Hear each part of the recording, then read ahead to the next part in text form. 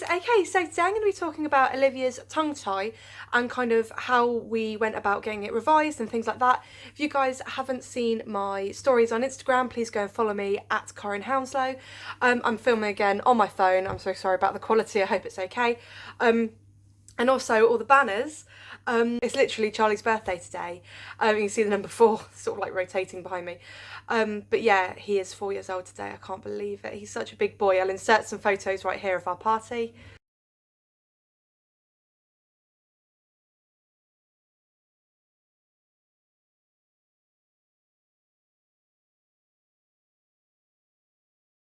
He does still have speech delay, but we did go and see a speech therapist, which we go and see every kind of 4 to 6 months, and she's so happy with his progress, and I'm really happy with his progress as well. He can go through the alphabet. I think like F is difficult for him, but it's just kind of like putting like 2 sounds together, like st and like things like that. But yeah, so I'm just going to cover a few little bits of Olivia's 6-week update as well. She's currently napping. I've just got her on the monitor, but she's starting to stir now, so she'll be joining us in a little bit. It's actually the first day that I've had a full face of makeup on. So yeah, no, I'm feeling good. So I'll quickly do the 6-week update and then I'll go on to the tongue tie. So I can't believe she's 6 weeks old now, it's absolutely crazy. So we've got a white noise machine and a rocker for her cot, which helps a lot to settle her. A lot of the time, like when you're sort of like cuddling her and just sort of like swaying with her, she gets quite like fussy in a little bit. I don't know, like when she's being held for too long, she gets a little bit overstimulated, so she likes to just sort of lay quietly in her cot and she'll just like look around and then she'll slowly drift off to sleep. But yeah, she fights her sleep so much. It's so cheeky. But luckily with the 2 machines that we've got, it's just made my life so much nicer and so much happier. And it's better for her because she actually gets quality sleep. During the night, she is waking up at around 2 o'clock and then again at around 6, so it's not too bad. It's actually really good. She's exclusively breastfed. We haven't actually tried any formula with her yet because we just haven't felt the need to, but it is there in the kitchen for when we do need it. She has had a few bottles of my breast milk at the freezer, things like that. But yeah, all in all, she's doing really well. I think the main thing is kind of watching her cues for if she gets a little bit too tired, then it's more difficult for her to settle. We do actually use a dummy with her as well because along with the tongue tie, it's good for her to keep her tongue constantly well, not constantly moving, but you know what I mean, like every so often she'll move her tongue when she's got the dummy in her mouth, and it helps like that bit there like not heal back together, because that'd be the worst thing if we had to have it recut. That'd be awful. She loves her dummy and it really settles her, and in fact I can actually like hear her stomach, like as she's sucking, it like helps bring the wind like down, which is really good. She does struggle a little bit with painful wind. She burps so loudly, it's like a guy at the pub, like she's so funny. She's smiling so much. Matt's mum and brother were here just now and she was just smiling at them and it was so beautiful. So one other thing I needed to mention, and I know this is kind of normal for breastfed babies, but she went a whole week without pooing, and I did actually speak to the doctor because I was talking to her about the Calpol amount that I need to give her after her tongue tie if she's in pain, and I said whilst you're on the phone, she hasn't pooed in about 5 days. This was about 5 days.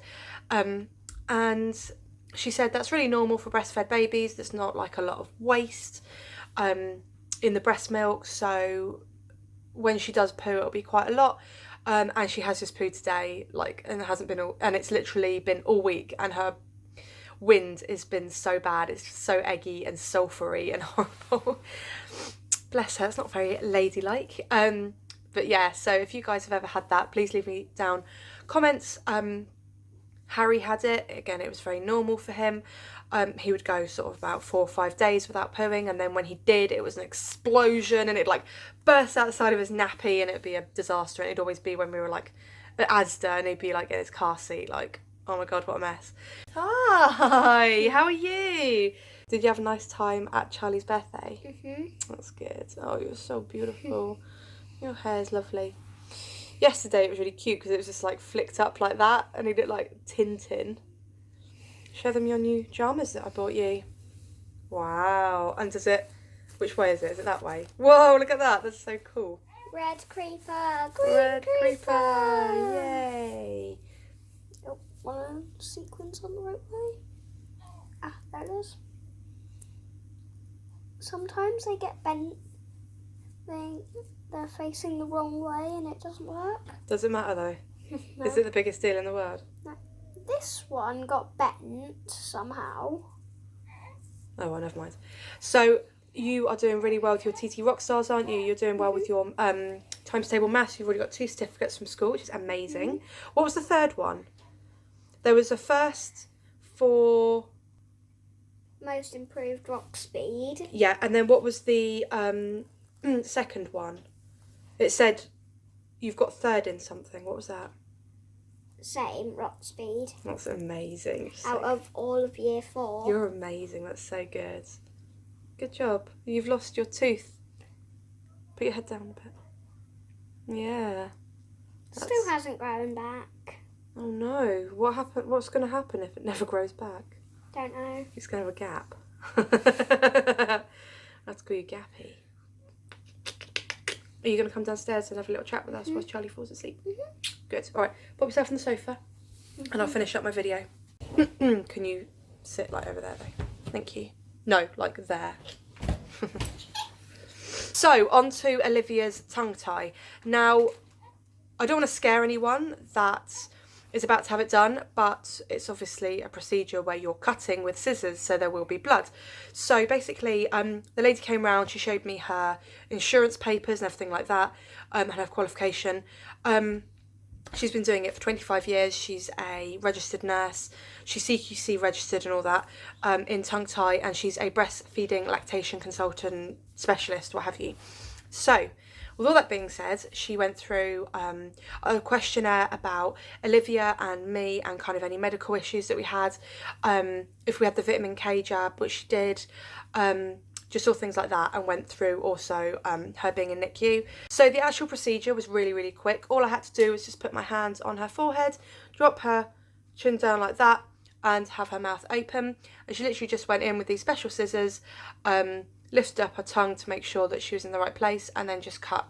Then she got some gauze and just dabbed it on there. Then she brought her straight to me and I attempted to feed her. And this is where it all just went a little bit dicey because she was so cross and obviously crying because she was obviously a little bit uncomfortable with it.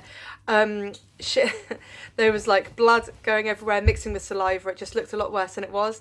And then like when I looked down after I finished feeding her, it was just like all over me, and I was like, oh my god, what a mess. I'd say the first night was really rough. Like, she was up every single hour and it was completely understandable. Every time I went to feed her, she sort of went like that, and then like my nipple would like hit the sore bit, and then she'd cry and I'd be like, oh god, I'm so sorry. So that's when we did give her Calpol, which seemed to settle her for a few hours. But yeah, I literally saw the half an hour of every, so like 11:30, 12:30, 1:30, 1:30, 2:30. It was really, really rough. Second night was amazing. Third night was amazing. And then last night was really good. So yeah, that is literally it. Since then, there's a tiny little white diamond that's just there, like under her tongue, which is where it's been snipped, and then where it's healing, which is completely normal. I'd say her latch is stronger. It's a stronger suck, but her latch is still not great. So she still is clicking a little bit, but it's slightly less, and the clicking actually sounds a little bit different. It's almost like, rather than like a high pitch click, it's a low pitch click. Matt's just gone to get her. I can just hear her on the monitor.